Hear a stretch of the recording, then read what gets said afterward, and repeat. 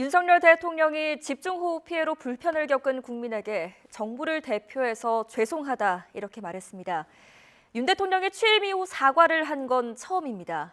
아파트 옹벽이 무너진 현장을 찾아선 국민 안전은 정부 책임이라고 강조했는데요. 하지만 국정 홍보용 사진으로 일가족 참변 현장을 쓴 것을 놓고 논란도 이어졌습니다. 박소정 기자가 보도합니다. 출근길을 급하게 바꿔 용산 대통령실이 아닌 정부 서울청사 재난안전상황실로 향한 윤석열 대통령. 총리 주재였던 홍수 피해 점검 회의를 직접 주재하고는 최악을 염두에 두고 대응하라고 당부했습니다. 예상보다 더 최악을 염두에 두고 대응해야 합니다.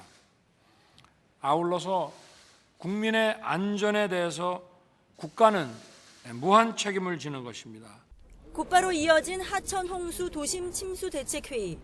윤 대통령은 먼저 집중호우로 불편을 겪은 국민께 죄송하다는 말을 꺼냈습니다.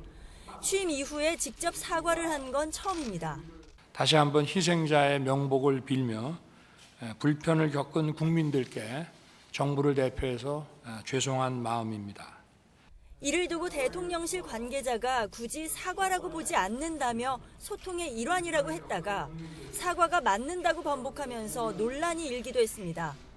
윤 대통령은 더불어 기상이변에 대한 근본 대책 마련을 강조하면서 특히 인공지능 기반의 홍수 예보 시스템을 구축하라고 지시했습니다. 지하 저류조와 지하 방수 터널의 재추진도 언급했습니다. 우리 오세훈 시장님께서 과거에 좀 준비를 하셨다가 행정권이 바뀌면서 그동안 추진을 못했던 또 물을 잡아주는 이런 지하 터널이라든지. 회의를 마친 뒤에는 폭우로 옹벽이 무너져 내려 주민들이 대피한 아파트 현장을 둘러보고 이재민들을 위로했습니다. 이틀 연속 수해 현장 행보입니다. 이런 가운데 신림동 사고 현장 방문 사진이 대통령실 홈페이지와 SNS에 국정 홍보용으로 사용되면서 또 다른 논란을 불렀습니다. 일가족이 목숨을 잃은 곳을 배경으로 쓴 것이 부적절하다는 비판이 커지자 대통령실 관계자는 부족한 점이 있지 않았나 생각한다며 죄송하다고 사과했습니다.